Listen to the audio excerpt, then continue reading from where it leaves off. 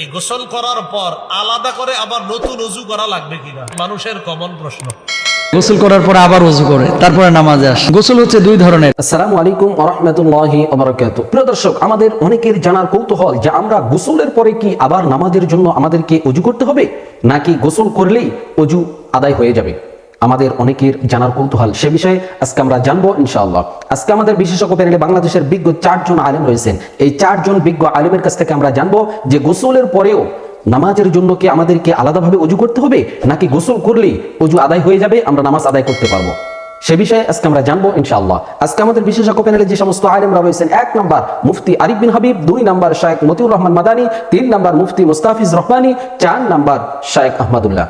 প্রিয় দর্শক, চলুন আমরা একে একে তাদের বক্তব্যগুলি শুনে আসি। আমরা শুরুতেই মুফতি আরিফ বিন হাবিবের বক্তব্যটি শুনে আসি। গোসল করার পর আলাদা করে আবার নতুন ওযু করা লাগবে মানুষের কমন প্রশ্ন। গোসল করার পর আবার নতুন ওযু করা লাগবে কিনা। আম্মা জান আয়েশা সিদ্দিকা রাদিয়াল্লাহু তাআলা আনহা বলেন, কানান নবী সাল্লাল্লাহু আলাইহি ওয়াসাল্লাম, রাসূলুল্লাহ সাল্লাল্লাহু আলাইহি সাল্লাম ভালোভাবে গোসল করার পর আবার নতুন করে ওযু করতেন না। ভালোভাবে গোসল করার পর নতুন করে আর কি করতেন না? ওযু করতেন না। তাহলে এখান থেকে মাসালা শিখলাম, গোসলের নিয়ম কানুনগুলা ভালোভাবে পালন করে গোসল করে ফেললে ওযুর মাসালা আদায় হয়ে যায়, আবার নতুন করে গোসলের পরে ওযু করার প্রয়োজন নেই। নামাজের পূর্ববর্তী শর্ত ওযু করা, গোসল করা। কাপড় পাক। সূরা মুদ্দাসসিরের 4 নম্বর আয়াতে আল্লাহ বলেন, নবী আপনি আপনার কাপড়গুলা পবিত্র করেন। ওয়া রাব্বাকা ফাকাব্বির। এরপর আপনি আপনার রবের বরত্ব বর্ণনা করেন, আগে কাপড় পবিত্র করেন। সহিহ বুখারীর বর্ণনা 227 নম্বর হাদিস। এক মহিলা আল্লাহ রাসূল সাল্লাল্লাহু আলাইহি সাল্লামের কাছে আসলেন। আসার পর বললেন, আরাআইতা ইহদানা তাহিদু ফিস সাওবি ফাকাইফা তাসনাউ ইয়া রাসূলুল্লাহ। হুজুর, আমাদের কোন নারী তারা মাসে আল্লাহ প্রদত্ত একটা অসুস্থতার সম্মুখীন হয়, এই অসুস্থতার সম্মুখীন হওয়ার পর তাদের কাপড়ের মধ্যে যেই নাপাকি লাগে, এই নাপাকি পবিত্র করার নিয়ম কি? ভাই কথা বুঝে আসছে? নবীজি জবাব দিলেন, তাহুত্তুহু। 1 নাম্বার, নাপাকি কাপড়ে লাগলে এটা ঘষে উঠাবে, ঘষবে, নাপাকিটা ঘষবে। 2 নাম্বার, সুম্মা তাকরুসুহু বিল মা। কাপড়টা পানির মধ্যে ভালোভাবে রিংড়িয়ে নিবে। এরপর কাপড় ভালোভাবে চিপবে, ধৌত করবে, শুকাবে। এরপর কাপড় পবিত্র হবে, ওই পবিত্র কাপড়ে নামাজ পড়বে। এখান থেকে বোঝা যায় নামাজের পূর্ববর্তী শর্ত হলো কাপড় যেন পবিত্র হয়। ফরজ গোসল হোক আর সুন্নাত গোসল হোক আর এমনি গোসল হোক, গোসলের আগে ওযু করে নেওয়া সুন্নাত মুস্তাহাব। আর যদি কেউ না করে তাহলে পরে গোসলের আগে যদি উযু করে নিয়ে থাকে আর লজ্জা স্থানে হাত না দেয়, তাহলে সেই উযুই যথেষ্ট। লজ্জা স্থানে হাত দিলে উযু নষ্ট হয় না, দুটো মত রয়েছে। এই ক্ষেত্রে সতর্কতার ফতোয়া হচ্ছে যে লজ্জা স্থানে সরাসরি হাত দিলে উযু নষ্ট হয়ে যাবে। স্পর্শ করার পরে উযু করেন, উযু করার পরে গোসল করেন, আর সেই গোসলই যথেষ্ট। সেই গোসল বা সেই উযুই যথেষ্ট ইনশাআল্লাহ। আর পরে কেউ যদি উযু না করে, শুধু গোসল করে, তো উযুর অঙ্গগুলি তো ধোয়া হয়ে গেল, তো তাহলে তার কি পুনরায় উযু করা লাগবে কিনা, এই মর্মেও 2টি মত রয়েছে। একদল বলছেন যে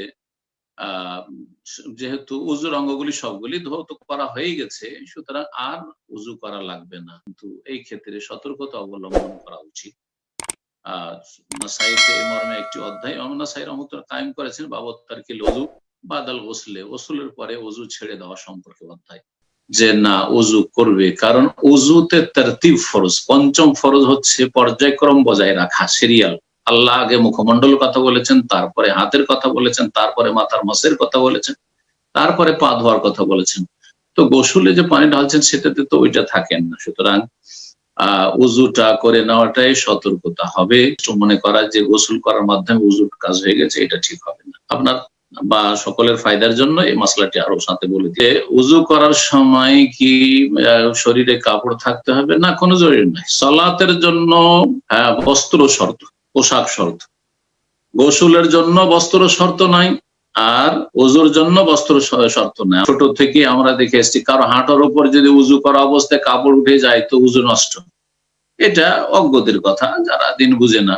ওজু করার পরে কেউ যদি কাপড় বদলায় একবারে বস্ত্রহীন হয়ে নির্জনে, মানুষের সামনে হারাম তো, কিন্তু তারপরেও আপনার মনে রাখবেন যে বস্ত্র শরীরে রাখা ভালো, কিন্তু প্রয়োজন নেই কেউ। গোসল করার পরে আবার ওযু করে তারপরে নামাজে আসে। একটা হচ্ছে সাধারণ গোসল, আর একটা হচ্ছে আবশ্যকীয় গোসল।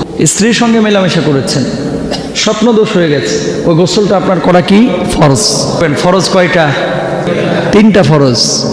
1 নাম্বার কুলি করা, নাকে পানি দেওয়া, আর সমস্ত শরীরের প্রত্যেকটা অঙ্গ প্রত্যঙ্গকে ভেজানো। কথা বুঝতে পেরেছেন? এরপরে গোসল করলেন, গোসল করে আপনি যদি ওযু নাও করেন আপনি নামাজ আদায় করতে পারেন।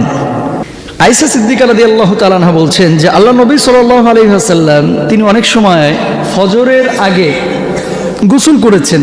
গোসল করার পর আমি দেখেছি তিনি ওযু করেন নাই, বরং 2 রাকাত নামাজ আদায় করে ফজরের নামাজে চলে গেছেন। আপনি গোসলের আগে ওযু করে নেবেন। গোসলের আগে ওযু করার পরে আপনি গোসল করলেন, তারপরে আপনি নামাজের জন্য প্রস্তুত হয়ে গেলেন।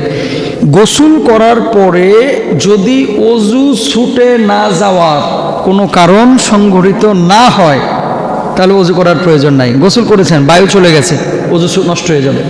গোসল করেছেন, কোনো খাবার খেয়েছেন, আপনার ওযু ভাঙবে না। আবার অনেক মা বোন বলে, হুজুর ওযু করছি তারপর আমার বেগানা পুরুষ দেখে ফেলছে, আমার দেবর দেখে ফেলছে, ওযু থাকবে কি থাকবে না? দেবর দেখে ফেলার কারণে ওযু নষ্ট হয় না, কিন্তু ফরজ তরক হয়। বাথরুমে গেছেন, পেশাব করেছেন, আপনার ওযু নষ্ট হয়ে যাবে, কিন্তু গোসল করার পরে কোনো কারণ ছাড়া নতুন করে ওযু করার প্রয়োজন নাই। মনে রাখতে হবে সব মানুষকে, ওযুর মধ্যে ফরজ হচ্ছে 4টি। আল্লাহ রাব্বুল আলামিন বলছেন, ফাগসিলু ওয়ুজুহাকুম ওয়া আইদিয়াকুম ইলাল মারাফিকি ওয়ামসাহু বিরুউসিকুম ওয়া আরজুলাকুম ইলাল কাবাইন। মুমিনেরা, পবিত্রতা যখন অর্জন করবা প্রথমেই মুখমণ্ডলগুলোকে ধৌত করবা, গোটা মুখটাকে ধৌত করবা। আপনি বলবেন, হুজুর গোটা মুখ বলতে আবার কোন অংশটাকে বোঝায়? মুখ তোকে জানি আমরা, শুধু ফোটা অংশটা।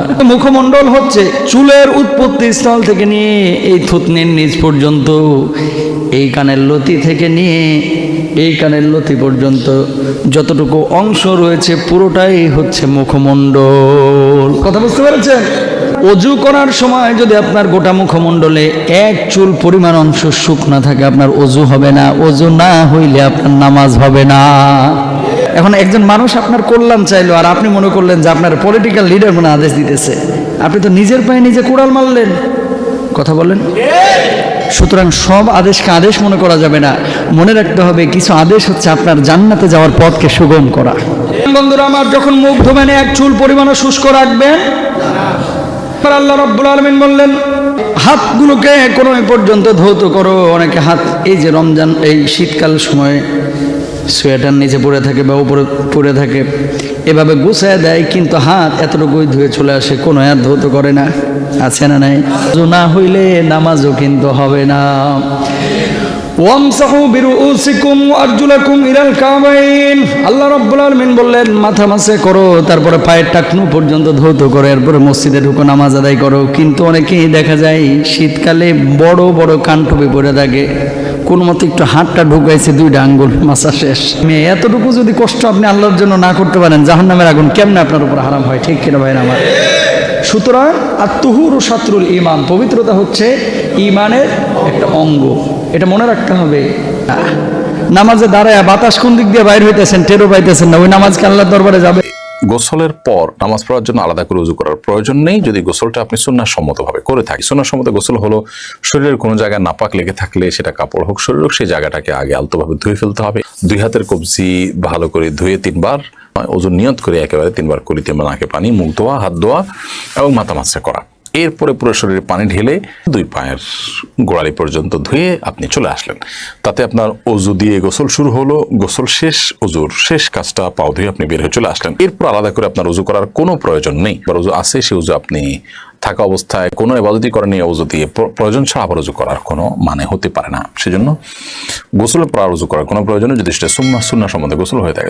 এমনিতে গোসল করে আসছেন অথবা গোসল করতে গিয়ে আপনার ওযু ভঙ্গ হয়েছে, বায়ু নির্গত। প্রিয় দর্শক, এতক্ষণ আমরা শুনছিলাম বাংলাদেশের বিজ্ঞ 4 জন আলেমের কাছ থেকে যে গোসলের পরে আমরা যদি নামাজ আদায় করি এর জন্য কি আলাদাভাবে ওযু করতে হবে, নাকি গোসল করার মাধ্যমে আমাদের ওযু আদায় হয়ে যাবে, আমরা নামাজ আদায় করতে পারবো কিনা, সে বিষয়ে আমরা শুনছিলাম বিজ্ঞ আলেমদের কাছ থেকে। প্রিয় দর্শক, এখানে আমাদের সমাজে অনেকে এই কাজটি আমরা করে থাকি, গোসল করার পরে নামাজের জন্য আমরা আবার আলাদাভাবে ওযু করে থাকি। গোসলের পরে আপনি ওযু ভঙ্গের যে কারণগুলি আছে এগুলি যদি আপনার সবকিছুই ঠিক থাকে, গোসল যদি আপনি সুন্নত অনুযায়ী করে থাকেন, তাহলে আপনি গোসলের পরে ওযু না বানিয়ে না করিয়ে আপনি নামাজ আদায় করতে পারবেন। বিজ্ঞ আলেম ওলামাগণ এ কথাই বলেছেন। এজন্য গোসলের পরে আলাদাভাবে ওযু করার কোনো প্রয়োজন নেই। ওযু ভঙ্গের কারণগুলি যদি আপনার সব ঠিক থাকে, আর যদি ওযু আপনার ভেঙে যায়, 7টি কারণে ওযু ভেঙে যায়, তার মধ্যে যদি একটি কারণ যদি হয়ে যায়, তাহলে আপনাকে আবার ওযু করতে হবে। প্রিয় দর্শক, আমরা এখানে বিজ্ঞ 4 জন আলেমের কথাগুলি শুনলাম।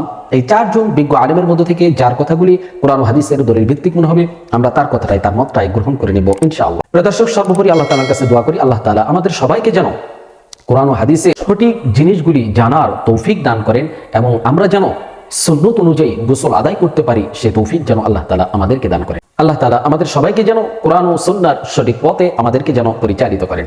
প্রিয় দর্শক, আমরা একেবারে ভিডিও শেষ প্রান্তে চলে এসেছি। আজকের মতো আমি মিনারুল ইসলাম এখানেই বিদায় নিচ্ছি। দেখা হবে অন্য কোনো ভিডিওতে। সে পর্যন্ত সকলে ভালো থাকবেন, সুস্থ থাকবেন। আসসালামু আলাইকুম ওয়া রাহমাতুল্লাহি ওয়া বারাকাতুহু।